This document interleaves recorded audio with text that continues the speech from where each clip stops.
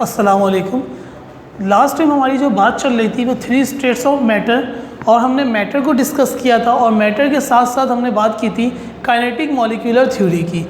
आज जो हमारा टॉपिक है वो है कैरेक्टरिस्टिक्स ऑफ गैसेस। हम कैरेक्टरिस्टिक्स ऑफ गैसेस आज पढ़ रहे हैं, फिर हम कैरेक्टरिस्टिक्स ऑफ लिक्विड करेंगे और फिर हम कैरेक्टरिस्टिक्स ऑफ सॉलिड करेंगे। सबसे पहले हम देख लेते हैं characteristics of gases. Characteristics of gases की बात की, गैसेस कैसी होती हैं, उनकी क्या कैरेक्टरिस्टिक्स हैं, क्या खुसूसियात हैं, कैसी क्या बिहेवियर है।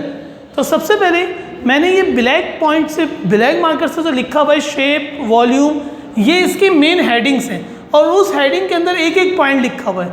जब आप लोग अपने नोट्स देखेंगे, जब आप लोग आएंगे यहाँ पे, तो आपको बिल्कुल इसी अंदाज में लिखा हुआ होगा, लेकिन तरतीब अलग होगी।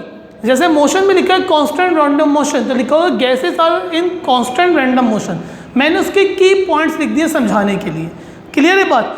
अच्छा जी, सबसे पहले कैरेक्टरिस्टिक्स ऑफ गैसेस शुरू करने से पहले मैं एक कॉन्सेप्ट देना चाहूँगा आपको। वो कॉन्सेप्ट क्या है?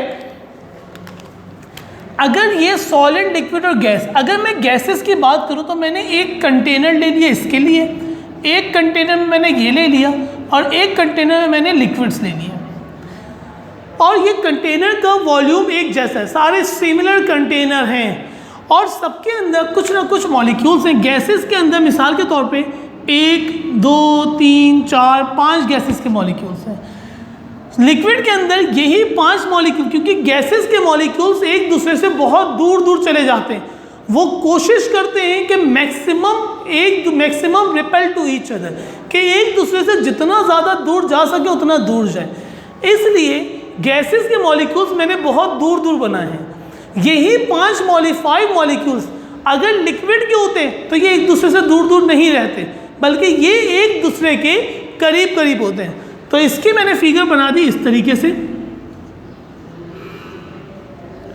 ये गैसेस के ये भी 5 हैं, ये भी 5 मॉलिक्यूल हैं। और सॉलिड के मॉलिक्यूल्स आपने देखा होगा, सॉलिड जो चीज़ होती है वो एक दूसरे के अंदर बिल्कुल टाइटली पैक्ड होते हैं। कैसे होते हैं? Tightly packed. टाइटली पैक्ड का मतलब क्या हो गया कि ये मॉलिक्यूल्स बिल्कुल इस तरीके से एक दूसरे के साथ मिले हुए होते हैं। ये भी 5 है।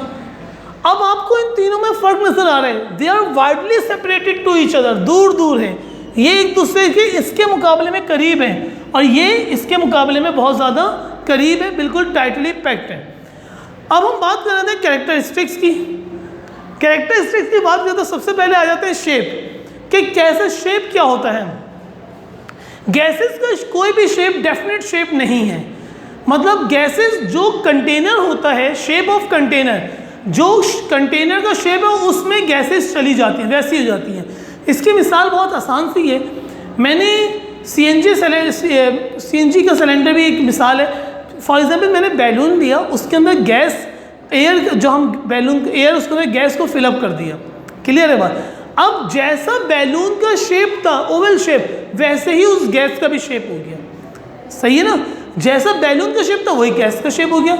अगर बैलून बहुत से किस्म के आते हैं, अगर मैंने बैलून राउंड शेप के ले लिए तो अब मैं उसको ना गैस भरता हूँ तो गैस का शेप भी कैसे हो जाता है? राउंड शेप हो जाता है, छल्लानुमा टाइप का बन जाता है। मतलब गैसेस का shape with respect to container change होता रहता है, इसका कोई भी अपना शेप नहीं होता। वॉल्यूम की अगर बात की जाए, they have no definite volume and occupied all the shapes space, इसका कोई वॉल्यूम नहीं है।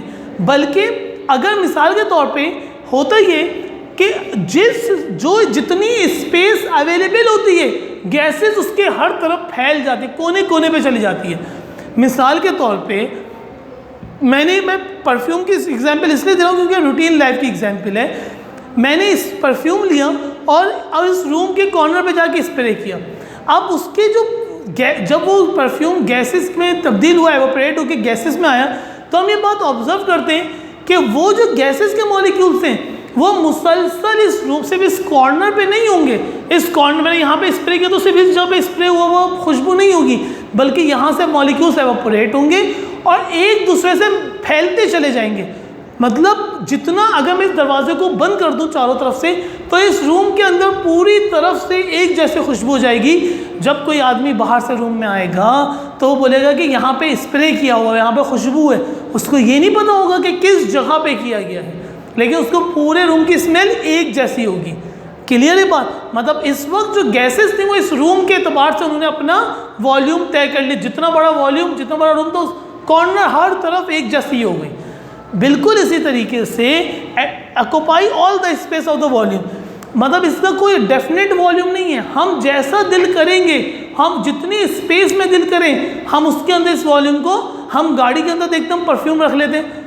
अब गाड़ी के अंदर मैंने परफ्यूम की बोटल्स लगी हुई होती हैं, तो जो गाड़ी का शेप है, जिस वॉल्यूम, जिस जहाँ तक गाड़ी के अंदर स्पेस है गैस को स्प्रेड आउट होने की, परफ्यूम तक जाने की, तो पूरी गाड़ी में एक जैसी स्मेल।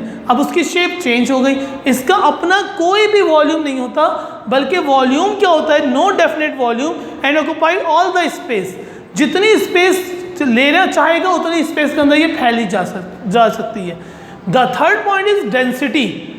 डेंसिटी बताने से पहले least density compare to the other state, इसकी डेंसिटी बहुत कम होती है। डेंसिटी इसकी बहुत ज़्यादा कम होती है। इसकी वजह क्या है? देखो मेरे भाई, इसका वॉल्यूम जो है ना, इसके मॉलिक्यूल्स एक दूसरे से बहुत दूर दूर होते हैं, सही है। और डेंसिटी किसके बराबर होती है? डेंसिटी को मैं यहीं पर समझा रहा हूँ। डेंसिटी बराबर होती है मास अपॉन वॉल्यूम के। अब देखो इसका इन गैसेस में कितना ढेर सारा वॉल्यूम लिया हुआ है ना। अगर ये पूरे कंटेनर का वॉल्यूम इन्होंने ले लिया और इन गैसेस ने क्या किया, इतना सा वॉल्यूम लिया, और इसने इससे भी कम बिल्कुल थोड़ा सा वॉल्यूम लिया, तो सबसे अच्छा ये वाला पॉइंट मैं इसी क्लास में समझा रहा हूँ, सॉलिड में, लिक्विड में और गैसेस में, तीनों में। जब नेक्स्ट कैरेक्टरिस्टिक्स पढ़ेंगे लिक्विड की या गैस सॉलिड की, तो ये पॉइंट मैं इतना डिटेल में आपको नहीं समझाऊंगा मैं। देखियो हुआ क्या है, अगर ये मिसाल के तौर में इसकी जो विड्थ थी, ये इसका वॉल्यूम जो था वो 10 था। कितना वॉल्यूम था? 10। तो मुझे पता है, और मास जो था इन गैसेस का क्या था? 1 था। अब डेंसिटी किसके बराबर आ गई गैसेस की? 1 डिवाइडेड बाई 10। आंसर क्या आ जाएगा? 0.1। डेंसिटी कितनी हो गई? 0.1। क्यों? क्योंकि इसका वॉल्यूम बहुत ज़्यादा है। अगर मैं इसकी बात करूं, ये पूरा वॉल्यूम तो 10 था, लेकिन जो गैसेस ने वॉल्यूम ऑक्यूपाइड किया वो सिर्फ और सिर्फ 2 किया।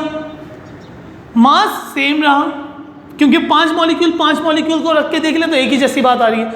अगर मैं ये वाली वैल्यू पुट करूं लिक्विड के लिए, तो 1 डिवाइडेड बाई 2, लिक्विड वाले को मैं रिप्रेजेंट कर रहा हूँ ब्लैक पेन से, तो डेंसिटी किसके बराबर हो गई? 1 डिवाइडेड बाई 2। आंसर क्या आ गया? 0.5। तो लिक्विड की डेंसिटी ज़्यादा होती है क्योंकि इसका वॉल्यूम कम होता है। गैसेस की डेंसिटी बहुत ही कम होती है। क्यों? क्योंकि इसका वॉल्यूम बहुत ज़्यादा होता है। क्योंकि डिवाइड में जब भी वैल्यू होती है तो आंसर छोटा आता है। डेंसिटी, लीस्ट डेंसिटी, बहुत कम डेंसिटी होती है गैसेस की। डिफ्यूजन, डिफ्यूजन का क्या मतलब होता है भाई? डिफ्यूज मतलब फैलना, स्प्रेड हो जाना, फैल जाना। और इसको आसान अल्फाज में सीएनजी सिलेंडर्स देखे हमने गाड़ी में लगे हुए, अगर मैं वहाँ सीएनजी सिलेंडर में अगर वहाँ से गैस लीक होगी तो एक बारीक सा होल कर दिया, मिसाल के तौर पे ये एक सिलेंडर है, ये एक गैस सिलेंडर है, इसमें से इस तरफ से गैस लीक होने लगी, तो मैं इस लीकेज को, व्हेन गैस इज डिफ्यूज, फैलना, gas is diffuse from a container with this hole, the process is called diffusion. इस प्रोसेस को क्या कहते हैं? डिफ्यूजन। जब किसी कंटेनर से गैस लीक हो जाए, the process is called diffusion. अब आसान अल्फाज में इसको मैं इस तरीके से समझा देता हूँ, जब गैसेस, इस कंटेनर के अंदर गैसेस बहुत ज़्यादा है, मॉलिक्यूल बहुत, इस हाई कंसनट्रेशन है, गैसेस से क्या है? High concentration. अब इधर गैस लीक हुई तो इसकी कंसनट्रेशन कम हो गई, और गैस लीक हुई और कम हो गई, और गैस लीक हुई, तो मतलब द हायर कंसनट्रेशन से लोअर कंसनट्रेशन की तरफ जो प्रोसेस होता है लीकेज का, उसको कहते हैं डिफ्यूजन। उसको क्या कहते हैं? Diffusion, in which the higher concentration move towards the lower concentration is called diffusion. अब मैं इसको दोबारा से ड्रॉ कर रहा हूँ क्योंकि मुझे इस व्हाइट बोर्ड पर आगे इस डायग्राम से काम है। सही भाई? तो गैसेस डिफ्यूज रैपिडली, बहुत तेज़ी के साथ गैसेस फैल जाती हैं। बहुत तेज़ी से स्प्रेड आउट होती हैं गैसेस, ये तो आपने उमूमी तौर पे महसूस भी किया होगा।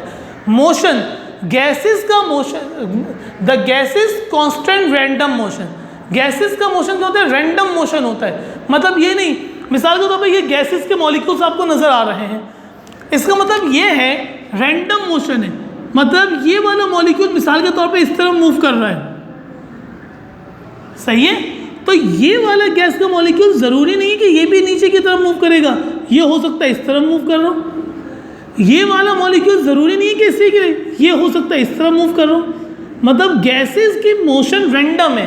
रैंडम मीन्स बेतरतीबी है, कोई तरतीब नहीं है। इंटरमॉलिक्यूलर स्पेस और इंटरमॉलिक्यूलर फोर्स, इंटरमॉलिक्यूलर, इंटर कहते हैं दरमियान को, इंटर किसको कहते हैं बेटा? दरमियान को कहते हैं। किसको कहते हैं? इन दोनों के दरमियान का फासला, इन दोनों के दरमियान का फासला, ये जो स्पेस है, स्पेस, ये जो सारे स्पेसेस बने हुए आपस में, इसको कहते हैं इंटरमॉलिक्यूलर स्पेस। गैसेस के मॉलिक्यूल्स एक दूसरे से बहुत दूर दूर होते। The intermolecular space between the gaseous molecules are very huge distance, widely separated. Wide intermolecular space, wide means बहुत बड़ा होता है, वाइडली सेपरेशन होती है। डेट्स वाई इजीली कंप्रेसिबल, जाहिर सी बात है ये मॉलिक्यूल्स बहुत दूर दूर है, इनके बीच में फासला बहुत ज़्यादा है, मैंने भी आपको शो करके दिखाया।